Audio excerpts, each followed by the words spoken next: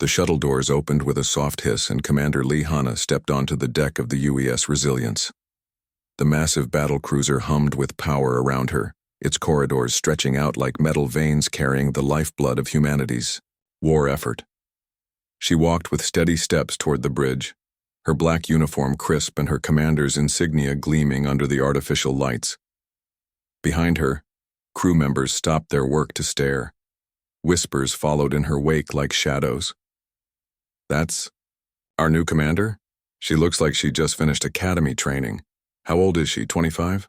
Command must be desperate if they're putting kids in charge of battle cruisers." Hanna heard every word. She had learned long ago to let such comments roll off her like rain on metal. Age was just a number, but experience was everything. The crew would learn this lesson soon enough. The bridge door slid open as she approached. 24 officers and enlisted personnel turned to look at her. The silence that followed was thick with doubt and barely concealed skepticism. These were veteran spacers, men and women who had fought the Velkari Empire across a dozen star systems. They had expected a grizzled commander with gray hair and battle scars. Instead, they got a young woman who could pass for their daughter. "Attention on deck," called out Lieutenant Commander Park Minho, the executive officer. The crew snapped to attention, but Hanna could see the uncertainty in their eyes. "At ease," she said, her voice carrying clearly across the bridge. "I am Commander Lee Hanna, and I'll be taking command of this vessel effective immediately." "Park." Minho stepped forward. He was a tall man in his 40s with short black hair and tired eyes. 3 purple ribbons on his chest showed he had survived 3 major fleet actions. "Commander, the crew has prepared a full briefing on ship status and current operations." "Thank you, Commander Park. I'll review those reports later. Right now, I want to meet my senior staff." She walked to each station, introducing herself to the officers who would be her eyes and ears in the coming battles. Lieutenant Kim Ji-won ran the weapon systems. She was a compact woman with quick eyes and calloused hands from years of maintaining torpedo tubes. She shook Hanna's hand with obvious reluctance. Ensign Choi Do-hyun handled navigation, fresh from the academy with bright eyes and nervous energy. He seemed more excited than doubtful about his young commander. At least one person on the bridge didn't think her age was a problem. Lieutenant Bae Heeman controlled tactical systems. She had been serving on battlecruisers for 8 years and knew how to read enemy formations like sheet music.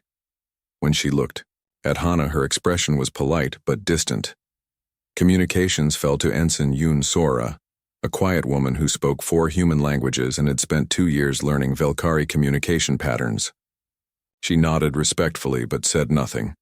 As Hanna finished her introductions, the main view screen activated. Admiral Kang Seon-ho materialized in the hologram display, his image flickering slightly due to the long-range transmission.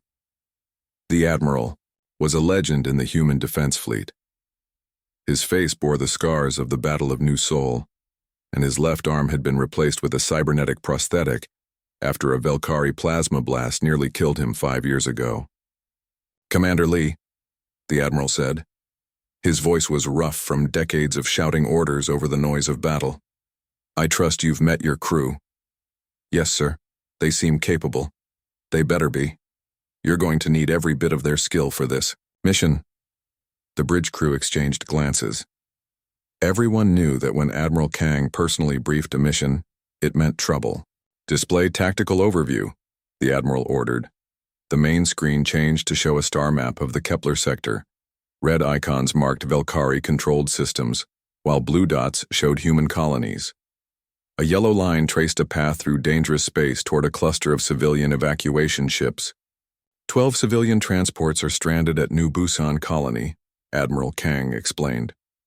The Velkari launched a surprise attack 3 days ago. The colony's defense fleet was destroyed, but the civilians managed to evacuate to their ships. They're hiding in the asteroid field around the 4th planet, but they won't last long.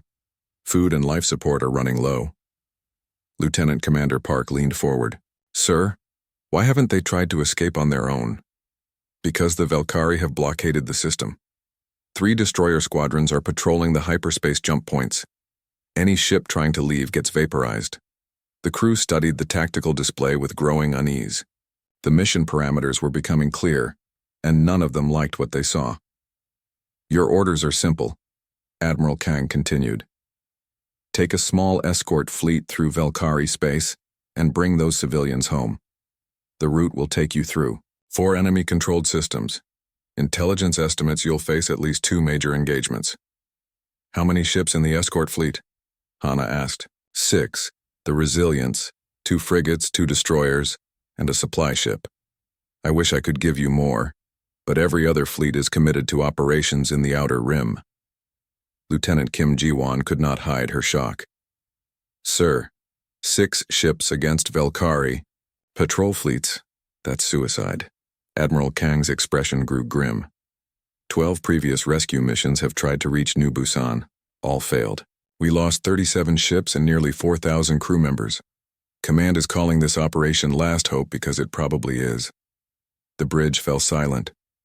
Everyone understood now why their mission briefing had felt so formal. They were being sent on what might be a one-way trip. But something strange happened next. As Admiral Kang delivered the devastating news, Hana's expression remained calm. More than calm, actually. She looked almost familiar with this kind of impossible situation. What's our departure time? She asked. 800 tomorrow. That gives you 18 hours to review intelligence files and prepare your crew. Understood, sir. Admiral Kang studied Hana's face through the holographic display. For a moment, something passed between them that the crew could not understand. It was like recognition, but that made no sense. Admiral Kang had been fighting the Velkari for 20 years. Commander Hana was barely old enough to have been in the service for 5. Commander? The Admiral said, his voice softer now. Show them what humanity learned at Kepler Station. The transmission ended, leaving the bridge in confused silence. Ensign Choi scratched his head. What did he mean by that? What happened? At Kepler Station? Ancient history, Lieutenant Commander Park muttered. A battle from 15 years ago, before most of us were even in the service. But Hana was already walking toward her ready room. I want department heads to report ship status in 2 hours. We have work to do. As she disappeared through the door, the crew began talking in hushed voices. Their new commander had just received orders for a suicide mission, and she acted like it was routine patrol duty. Either she was incredibly naive about the dangers they faced, or she knew something they did not. Lieutenant Kim Ji-won shook her head. Great. We're going to die following a kid who probably learned about the Velkari from textbooks. Maybe, Park Min-ho said quietly. But did you see how the Admiral looked at her? Like he knew her personally. That's impossible. She's too young to have served under him. Yeah, Park agreed. But something about this whole situation doesn't add up. In her ready room, Hana sat down at her desk and activated her personal terminal. Her fingers moved across the holographic interface, calling up files that were classified far above her apparent security level. Battle reports from Kepler Station, tactical analyses of Velkari formation doctrines, personnel records of officers who had died years before she should have been commissioned. She studied the data with the intensity of someone reviewing familiar material, rather than learning it for the first time. Her young face was marked by an expression that seemed far too old for her apparent years. Tomorrow, she would lead 6 ships into enemy territory to attempt a rescue that had already claimed dozens of vessels and thousands of lives. Her crew doubted her because of her age, and she could not blame them for that doubt. But they would learn soon enough that appearances could be deceiving. Age was just a number, and experience could come in many different forms. The war against the Velkari had taught humanity many hard lessons. Some of those lessons had been learned at a place called Kepler Station 15 years ago, and Commander Lee Hana remembered every single one of them. 3 days out from human space, the small rescue fleet moved through the dark between stars. The UES Resilience led the formation, its hull cutting through space like a metal knife. Behind it, 2 frigates and 2 destroyers maintained perfect spacing, while the supply ship stayed protected in the center of the group. On the bridge, Commander Hana stood at the tactical display, studying star charts that showed their route through Velkari territory. The crew worked quietly around her, but she could feel their tension. Everyone knew they were flying into a trap. The question was when it would spring shut. Lieutenant Commander Park Min-ho approached her station. Commander, we're about to enter the Talon system. Intelligence says this is where most of the previous rescue missions encountered their first contact with enemy forces. What did those missions do when they met the Velkari here? Standard engagement protocol. They attacked immediately to try to break through before reinforcements could arrive. Hana nodded slowly. And how did that work out for them? Park's expression grew grim. None of them made it past the second system. Then we'll try something different. Before Park could ask what she meant, Ensign Yoon Sora called out from her communication station. Commander, I'm detecting hyperspace signatures. 6 contacts emerging from jump space. The main view screen lit up with tactical data as the Velkari patrol squadron materialized in front of them. 6 sleek destroyers appeared like ghosts becoming solid, their biomechanical hulls pulsing with organic energy. The alien ships looked more grown than built, with flowing curves that seemed to breathe in the vacuum of space. Red alert, Park ordered. Battle stations. Alarms echoed through the ship as crew members ran to their combat positions. On the bridge, officers bent over their consoles, preparing weapons and defensive systems for the fight everyone knew was coming. Commander, Lieutenant Bae Hyeman reported from Tactical. Enemy ships are charging weapons. Multiple missile locks detected. They're moving to attack formation.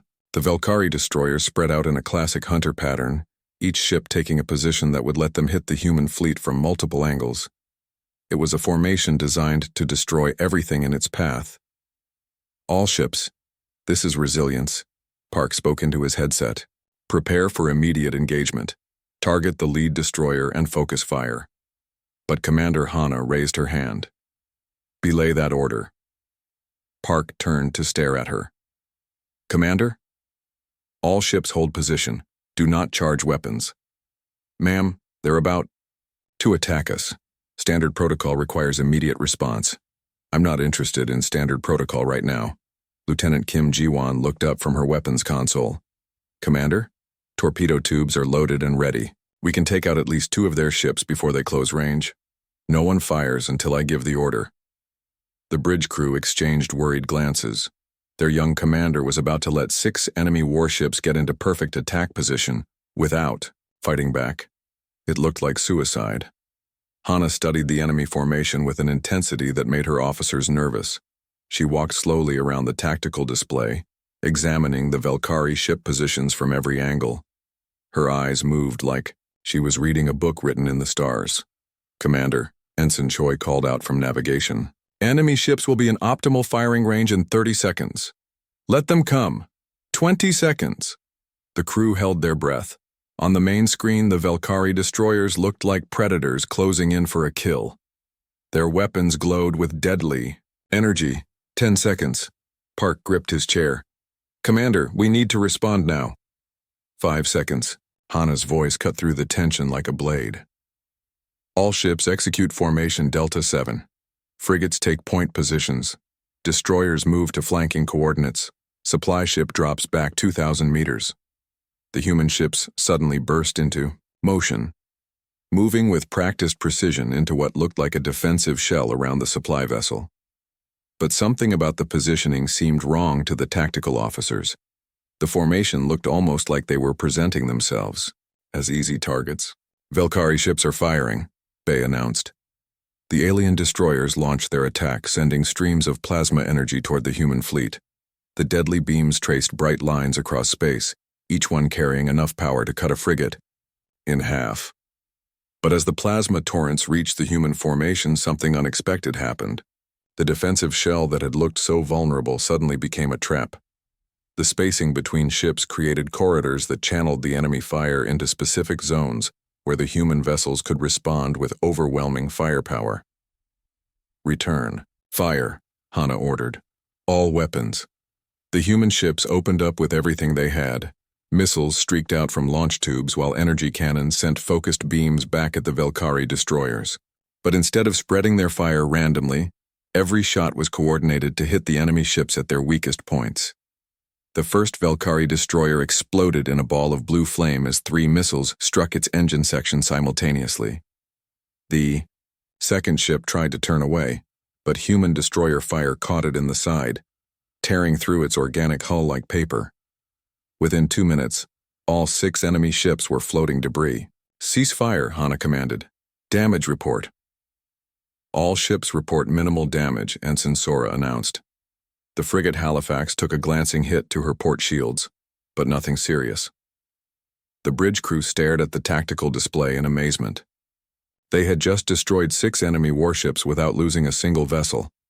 The formation that had looked like suicide had turned into perfect victory. Lieutenant Commander Park approached Hana's station. "Commander, how did you know that formation would work?" "The Velkari always attack in the same pattern. Once you understand their psychology, their moves become predictable." "But how could you know their psychology?" "That kind of knowledge takes years of combat experience." Hana turned away from the display. "Prepare the fleet to resume course. We have a schedule to keep." As she walked toward her ready room, Park noticed something that bothered him. During the entire battle, their young commander had never looked surprised or worried. She had watched the enemy attack with the calm confidence of someone who knew exactly what would happen next. That night, Park reviewed the battle recordings in his quarters. He studied every move Hana had made, every order she had given. The tactical brilliance was undeniable, but it raised uncomfortable questions. Where had a commander her age learned to read Velkari battle formations so perfectly? He pulled up her service record on his personal terminal. Born 28 years ago on Earth. Graduated from the Naval Academy 6 years ago with high honors. Served on 3 different ships as a junior officer before receiving her first command last month. Nothing in her record suggested the kind of deep tactical knowledge she had displayed. Junior officers didn't usually understand alien psychology well enough to predict enemy movements with such precision. Park closed the file and leaned back in his chair. Something about Commander Lee Hana didn't add up. Her age, her experience, her impossible understanding of Velkari tactics. It was like she was carrying knowledge that should take decades to acquire. But that was impossible. Wasn't it? On the bridge, Ensign Choi monitored their course through the next system.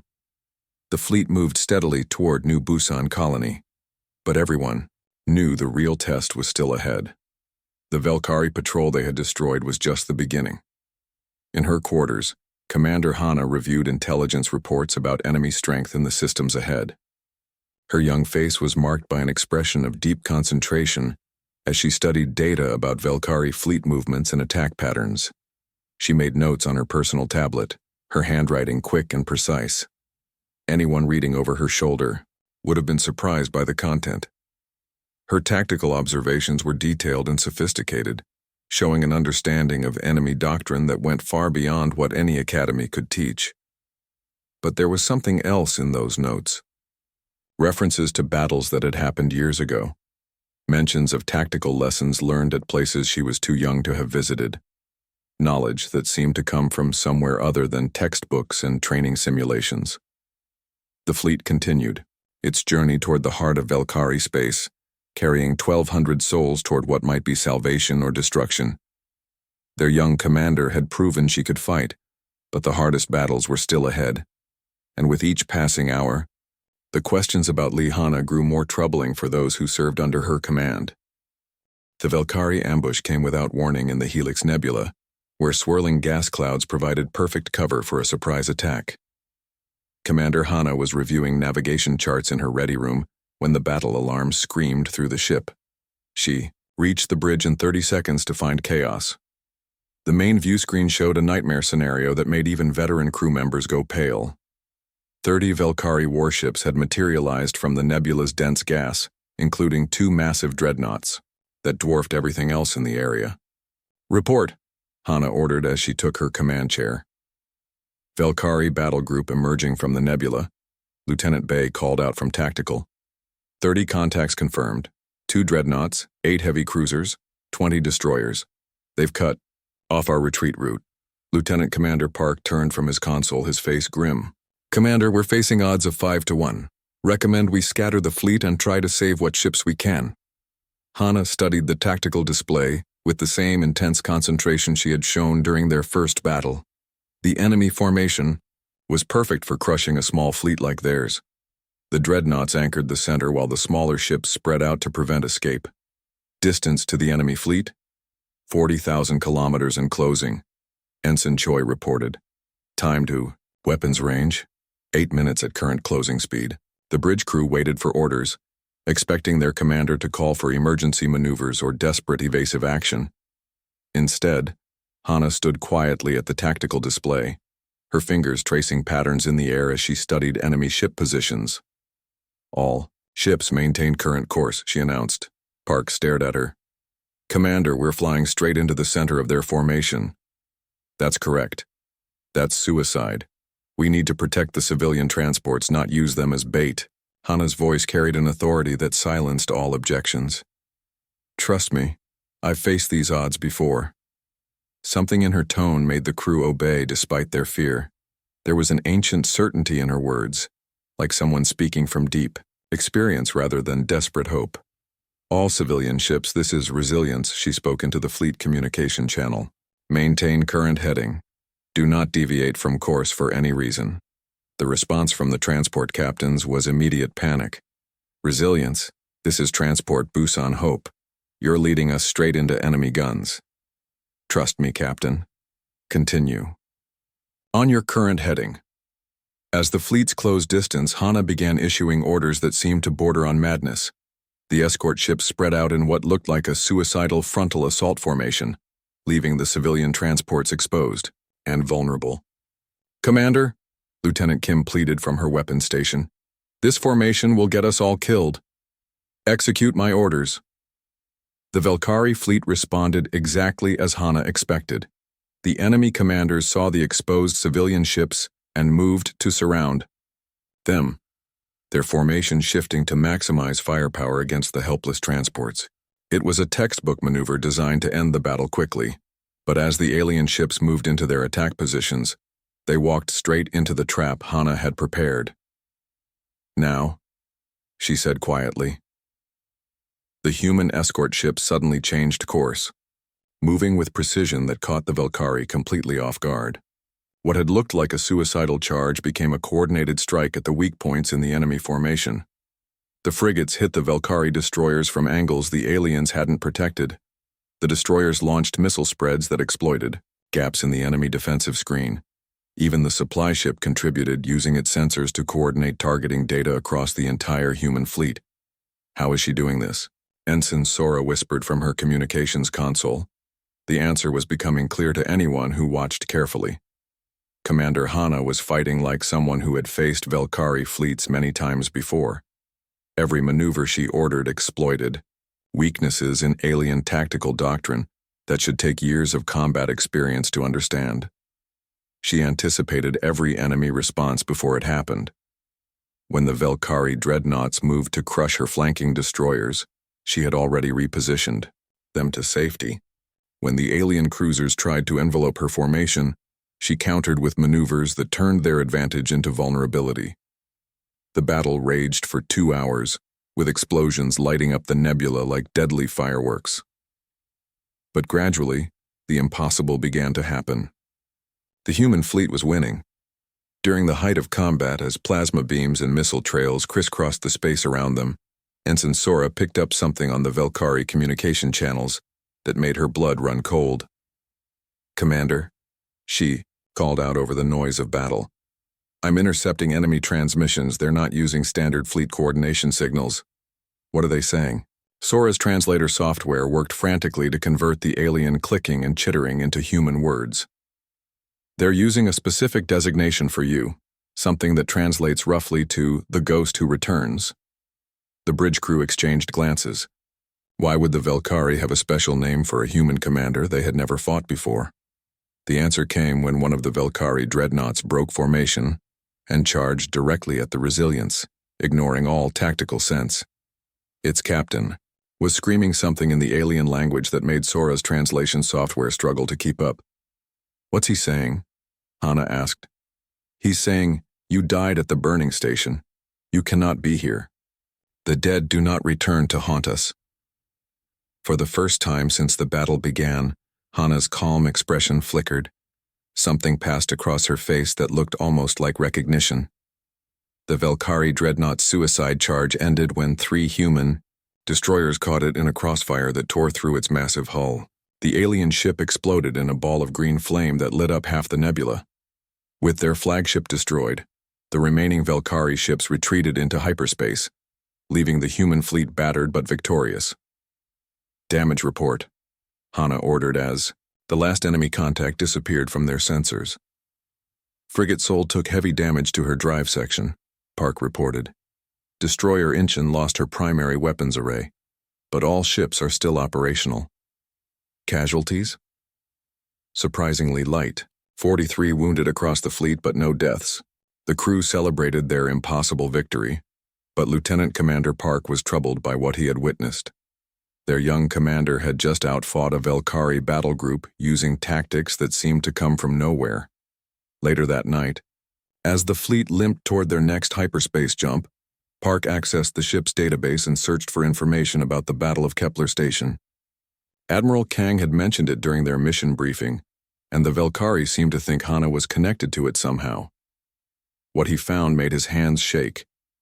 Kepler Station had been humanity's first major victory against the Velkari Empire, 15 years ago. The battle had lasted 6 months, with a single human commander holding off an entire alien invasion fleet through pure tactical brilliance. The station's commander had been Admiral Lee Hanbuell, a tactical genius who had revolutionized human space combat doctrine. She had died when Kepler Station's reactor was deliberately overloaded to destroy the Velkari command ship. Park stared at the historical records, noting the similarity in names. Lee Hanbuell, Lee Hana. But that was impossible. The battle had happened, when their current commander would have been 13 years old. He pulled up classified footage from the Kepler Station battle, using his command access codes to bypass security restrictions. The recordings showed a woman directing humanity's desperate defense against overwhelming odds. The woman in those recordings looked exactly like Commander Hana. Park closed the files and sat back in his chair, his mind reeling. There had to be a logical explanation. Maybe Hana was related to the famous admiral. Maybe she had studied the historical battles so intensively that she could mimic the tactical style. But deep in his heart, he knew the truth was something far more impossible. Their young commander wasn't young at all. Somehow she was carrying knowledge and experience that should have died 15 years ago at a place called Kepler Station.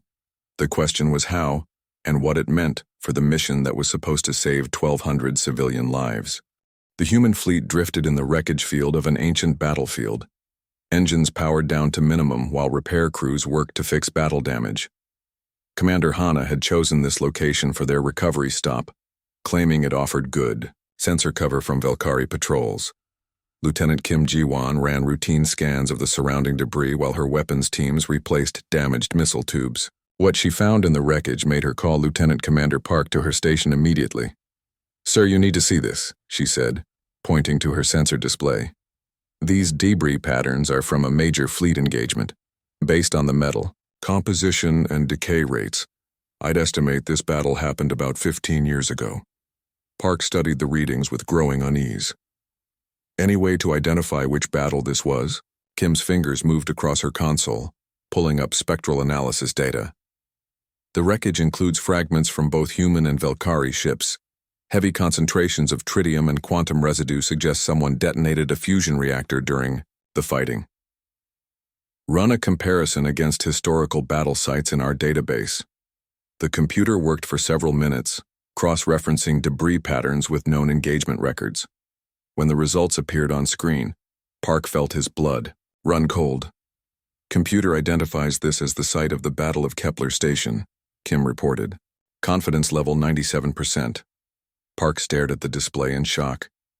"That's impossible. Kepler Station was destroyed in a different system." "No, sir. According to the historical records, the final battle happened here after the station's survivors evacuated to this location.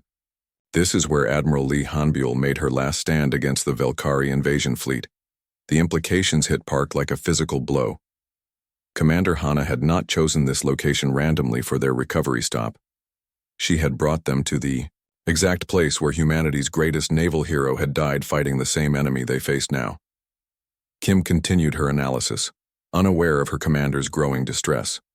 "Sir, I'm detecting some unusual readings from the larger debris pieces. There's a structure about 2 kilometers off our starboard bow that's showing signs of artificial construction." "What kind of structure?" "It looks like part of a space station. The metal composition matches the construction materials used in human orbital facilities 15 years ago. Park made a decision that would change everything. Prepare a shuttle. We're going to investigate that wreckage." An hour later, Park and Kim approached the twisted remains of what had once been a section of Kepler Station.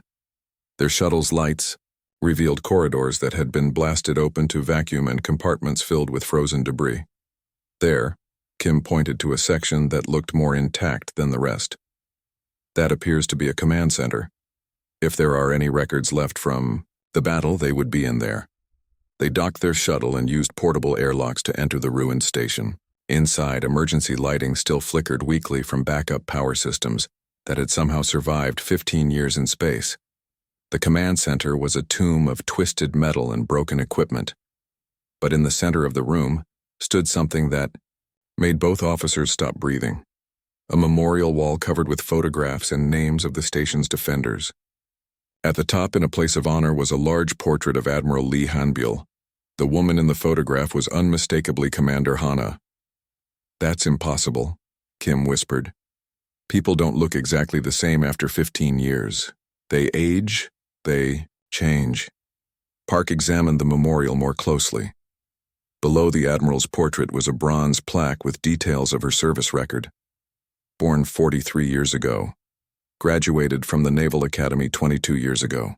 Promoted to Admiral at the age of 35, after brilliant victories at New Tokyo and Europa Station. If the records were correct, Admiral Lee Hanbuell would be 58 years old now, not 28. Kim found a working computer terminal near the memorial wall and managed to access the station's historical files.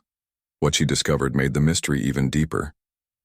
"Sir, I've got classified medical records from Admiral Hanbuell's last physical examination. DNA scans, biometric data, even brain activity patterns. Can you compare them to Commander Hana's current records?" Kim's fingers flew over the terminal's controls, accessing the Resilience's personnel database through their shuttle's communication link. The comparison took only minutes, but the results defied explanation. "DNA match is perfect," she reported. "Biometric data is identical. Even the brain scan patterns are exactly the same."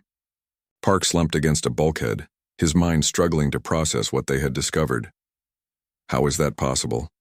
People don't have identical brain patterns unless they're the same person. "There's more, sir. I found a classified file dated 3 days before the final battle. It's labeled Project Renaissance. The file that Kim accessed contained information that was classified above their security clearance, but the station's damaged systems no longer enforced those restrictions properly. What they read changed everything they thought they knew about their young commander. Project Renaissance had been humanity's most secret military program, developed during the darkest days of the war with the Velkari Empire. The project involved advanced cloning technology combined with consciousness transfer procedures that could preserve a person's memories and experiences in a new body. Admiral Lee Hanbuell had volunteered to be the first test subject. According to these files, Kim read from the terminal, the Admiral's consciousness was successfully transferred to a cloned body 3 days before Kepler Station was destroyed. The clone was evacuated to a secure facility, while the original Admiral remained behind to command the final battle. Park felt like the world was spinning around him. "You're telling me that Commander Hana is actually Admiral Lee Hanbuell in a cloned body?" The files suggest that's exactly what happened. The cloned body was designed to be physically 25 years old, with all of the Admiral's memories and tactical knowledge intact. They spent another hour searching the ruined station, finding more evidence that supported the impossible truth. Medical equipment designed for consciousness transfer, records of successful clone maturation, security footage showing the evacuation of a young woman who looked exactly like Commander Hana. When they returned to the Resilience, Park requested a private meeting with their commander. They met in her ready room, where the weight of what they had discovered hung in the air like a physical presence. "Commander," Park began carefully, We found some interesting historical records in the station wreckage. Hana looked up from the tactical reports she was reviewing. Her expression was calm, but something in her eyes suggested she had been expecting this conversation. What kind of records? Files related to Project Renaissance, documents about consciousness transfer procedures, medical data that suggest you're not exactly who you appear to be. For a long moment, Hana said nothing.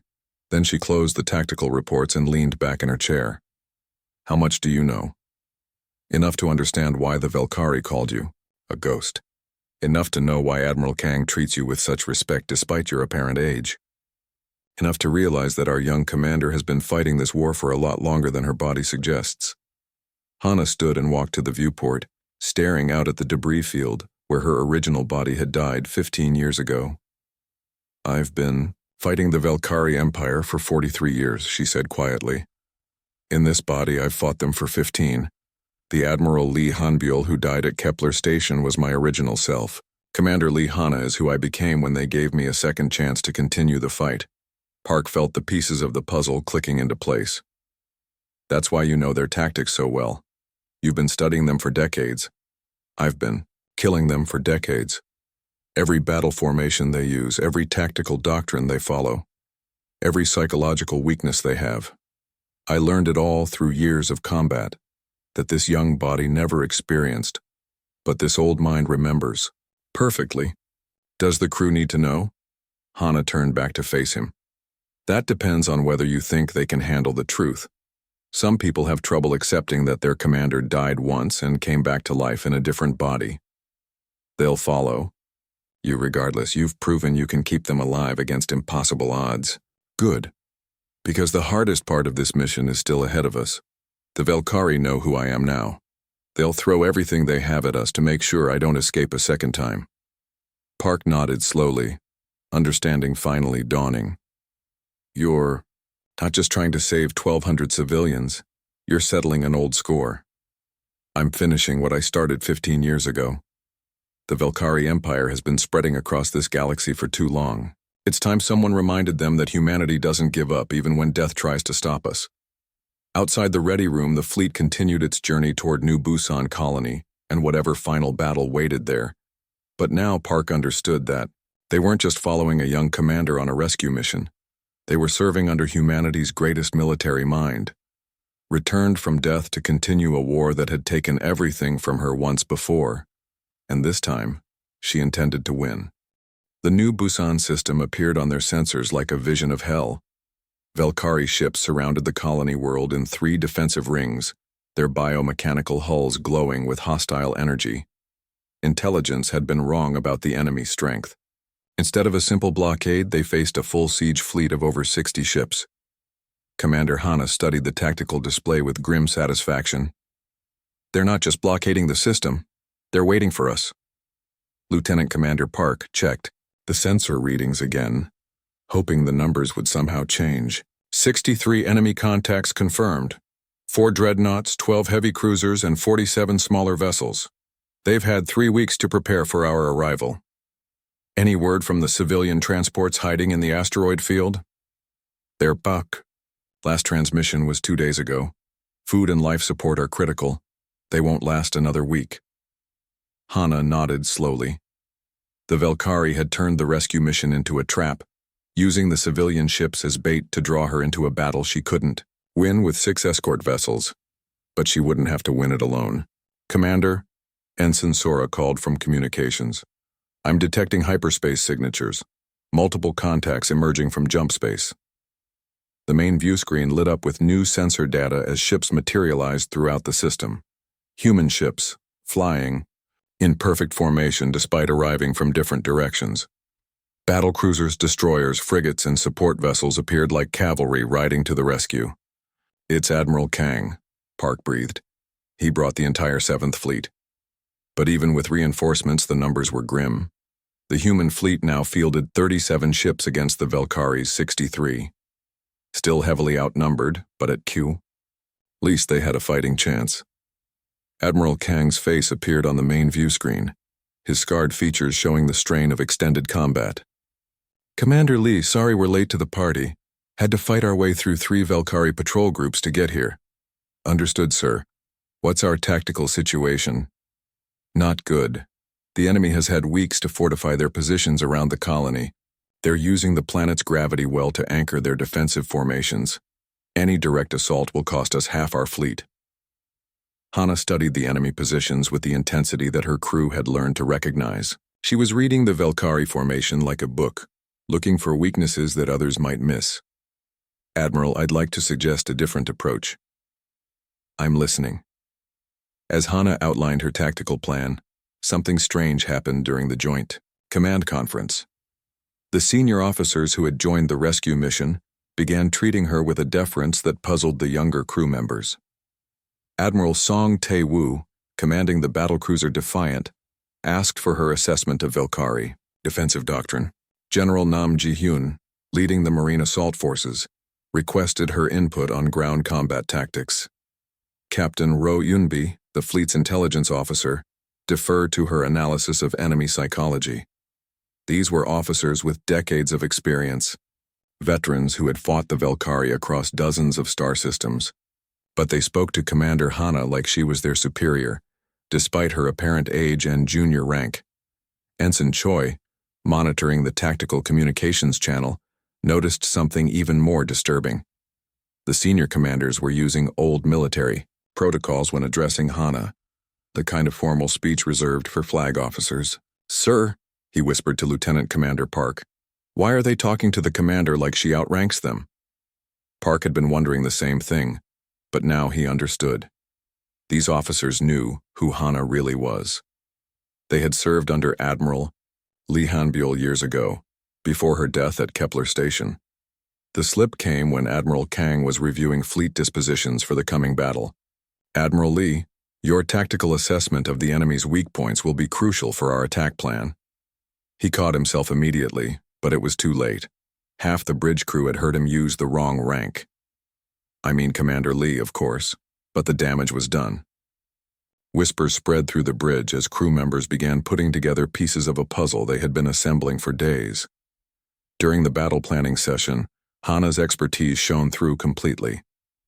She identified weaknesses in the Velkari siege formation that the other commanders had missed. She designed breakthrough strategies that maximized their limited resources. She coordinated the combined fleet with an authority that transcended military rank. "The key is their command ship," she explained, highlighting a massive dreadnought at the center of the enemy formation. The Velkari always position their fleet commander in the most protected location, but that protection becomes a weakness if you can isolate the ship from its support vessels. Admiral Song studied the tactical display. How do we get close enough to target their command ship without losing half our fleet to their defensive screens? We use their psychology against them. The Velkari believe in overwhelming force applied directly. They'll expect us to attack their strongest point because that's what humans usually do. Instead, we'll make them think we're retreating while we actually maneuver them into a trap. The plan Hana outlined was brilliant in its simplicity. The human fleet would stage a fake withdrawal that would draw the Velkari ships out of their defensive positions. Once the enemy formation was stretched thin, strike groups would hit their isolated vessels while the main fleet circled back to assault the command ship. "It's a classic pincer movement," General Nam observed, "but the timing has to be perfect." "It will be," Hana said with quiet confidence. "I've used this strategy before." After the conference ended, Lieutenant Commander Park approached Admiral Kang privately. "Sir, the crew has questions about Commander Lee's background." The Admiral studied Park's face carefully. "What kind of questions?" "Questions about her age, her experience, her tactical knowledge. Questions about why senior officers treat her with such respect." Admiral Kang was quiet for a long moment. Then he made a decision that would change everything. "All hands, this is Admiral Kang." His voice echoed through every ship in the fleet. "Before we engage the enemy, you deserve to know who you're fighting alongside." On the bridge of the Resilience, the crew stopped what they were doing to listen. 15 years ago, humanity faced its darkest hour at a place called Kepler Station. The Velkari Empire was advancing toward Earth, and only one person stood between them and the destruction of our homeworld. Hana closed her eyes. knowing what was coming next. Admiral Lee Hanbuell held that station for 6 months against impossible odds. She taught humanity how to fight an enemy that seemed unbeatable. She developed the tactical doctrines that have kept our colonies free for the past 15 years. The bridge crew looked at their young commander with new understanding beginning to dawn. Admiral Lee Hanbuell died when Kepler Station's reactor was overloaded to destroy the Valkyrie command fleet. But death could not stop her from serving humanity. Through classified medical procedures, her consciousness was preserved and given new life. Admiral Kang's voice carried across the fleet with the weight of absolute truth. Commander Lee Hana is Admiral Lee Hanbuell.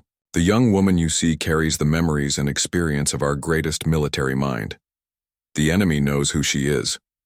That's why they've committed their entire siege fleet to this battle. They're terrified of the ghost who has returned to haunt them. Silence filled the bridge as the crew absorbed this revelation. Their young commander, who they had doubted because of her apparent age, was actually humanity's legendary defender returned from death to continue the fight. Lieutenant Kim was the first to speak.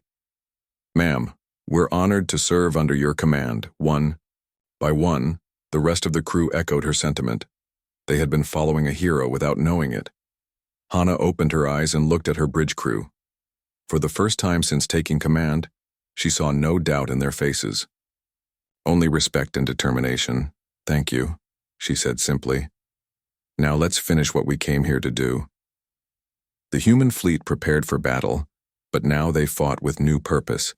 They weren't just rescuing civilians or completing a mission. They were following humanity's greatest military mind into what might be the war's most important battle. On the tactical display, the Valkyrie siege fleet waited like predators sensing approaching prey. 63 alien warships prepared to destroy the human rescue force once and for all. But Admiral Lee Hanbuell had died once fighting these same enemies. She had no intention of losing to them a second time. "All ships," she commanded, "begin the operation. Show them what humanity learned at Kepler Station."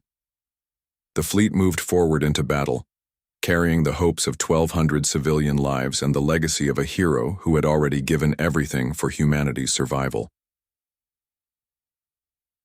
The final confrontation was about to begin. The final battle above New Busan began with what looked like a human retreat. Admiral Lee Hanbuell, commanding from the bridge of the Resilience, ordered her fleet to fall back toward the system's edge, as if the overwhelming Valkyrie numbers had broken their courage. The alien commanders took the bait perfectly. 63 enemy ships surged forward from their defensive positions around the colony, spreading out to pursue and destroy the fleeing humans. It was exactly the response Hana had predicted. "Enemy formation is breaking up," Lieutenant Bay reported from Tactical. "They're extending their lines to cut off our escape routes." "Phase 1 complete," Hana announced calmly. "All strike groups move to secondary positions. Hidden among the asteroids and debris fields throughout the system, human strike teams moved into attack positions while the main fleet continued its fake withdrawal. The Valkyrie, convinced they were winning, pressed their advantage harder. But as their ships spread across millions of kilometers of space, they walked straight into the trap that humanity's greatest tactical mind had prepared for them. "Execute. Phase 2, Hana ordered. The human fleet suddenly wheeled around and charged back toward the colony. At the same moment, strike groups emerged from hiding throughout the system, hitting isolated Valkyrie ships that had been drawn too far from mutual support. The first enemy vessels to die were the 4 dreadnoughts that had anchored the original defensive formation. Caught between converging human forces, they found themselves facing overwhelming firepower from multiple directions. "Direct hit on the lead dreadnought," Lieutenant Kim announced as missile spreads from 3 different strike groups slammed into the massive alien vessel. "She's breaking apart."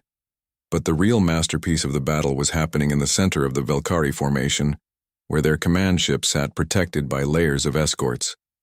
Hana had identified this vessel during the planning phase, recognizing the psychological patterns that would make the enemy admiral position himself there. "Strike Group Delta, begin your approach on the command ship," she ordered. The attack on the Valkyrie flagship was a thing of beauty, coordinated across 17 different engagement zones simultaneously. Every human ship knew its role in a symphony of destruction that Hana conducted like a master musician. The enemy tried to respond, but their commands were scattered and confused. Without their rigid formation structure, the Velkari fleet began making individual decisions instead of coordinated group tactics. It was exactly the weakness Hana had spent 43 years learning to exploit. Their command ship is trying to retreat, Ensign Choi reported from navigation. Let them run, Hana replied. Right into Strike Group Alpha's missile range, the Velkari flagship died in a ball of green flame that lit up half the system. With their command structure shattered, the remaining alien ships began fleeing toward hyperspace jump points. Enemy fleet is in full retreat, Admiral Kang announced over the fleet communication channel. All civilian transports are clear of the asteroid field and ready for evacuation. But Hana wasn't finished yet. As the Velkari ships tried to escape, she coordinated pursuit operations that turned their retreat into a massacre. Every tactical lesson she had learned over decades of fighting aliens was applied with surgical precision. Commander, Lieutenant Commander Park called out. We're receiving surrender signals from 12 enemy vessels. Accept their surrender. Take prisoners for intelligence interrogation. The battle lasted 8 hours, but when it ended, the Velkari siege fleet had been completely destroyed. Human casualties were remarkably light considering the odds they had faced. Hana's tactical brilliance had turned what should have been a massacre into a stunning victory. In the aftermath, as rescue ships evacuated the colony's survivors, the truth about Commander Hana's identity spread through the entire human fleet. Word passed from ship to ship about the legendary admiral who had returned from death to save them all.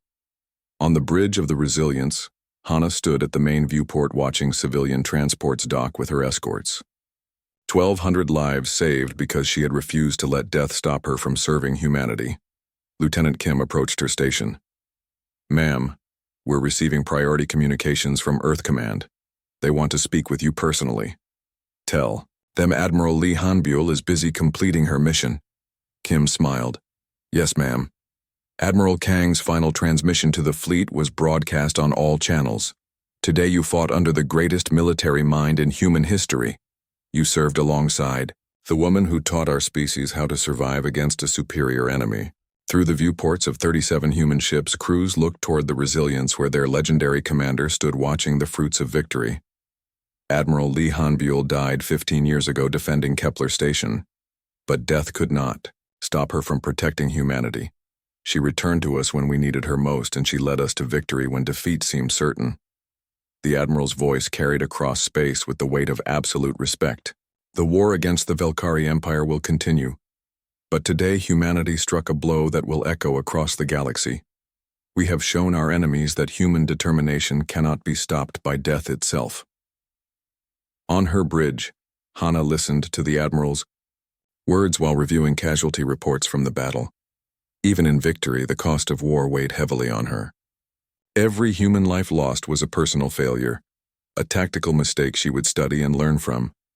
But 1,200 civilians were alive because she had chosen to return from death and continue fighting. 1,200 families would see their homes again because Admiral Lee Hanbuel had refused to stay buried. Commander, Ensign Sora called from communications. The civilian transport captains want to thank you personally. Tell them thanks aren't necessary. This is what humanity does. We protect each other. Lieutenant Commander Park joined her at the viewport. Ma'am, the crew has a question. What kind of question? They want to know if you plan to reveal your true identity to the rest of the fleet. Hana considered this carefully. The war isn't over. The Velkari Empire still controls dozens of star systems. Humanity needs every advantage we can get, and your experience is our greatest advantage. Then let Admiral Lee Hanbuel remain dead in the official records. Commander Lee Hana will continue serving wherever the defense fleet needs her. Park nodded, understanding. A ghost can go places where a living legend cannot. Exactly. The enemy fears the dead admiral more than they fear the living commander. Let them keep fearing ghosts. As the human fleet prepared to return to friendly space, carrying their rescued civilians to safety, Hana made a silent promise to the memory of everyone who had died at Kepler Station 15 years ago. The war against the Velkari would continue, but humanity fought with advantages their enemies couldn't understand. Experience that transcended death, knowledge that survived in new forms, heroes who refused to stay buried when their people needed them. She had died once defending humanity against impossible odds. She had been reborn to continue that defense, with even greater determination. The Velkari Empire had taught humanity many harsh lessons about war and survival, but they had also learned something important about their human enemies. Death was not the end for those who fought to protect others. It was just another challenge to overcome, another obstacle to push through on the path to victory. Admiral Lee Hanbuel had proven that some heroes were too stubborn to stay dead, and too determined to ever truly be defeated.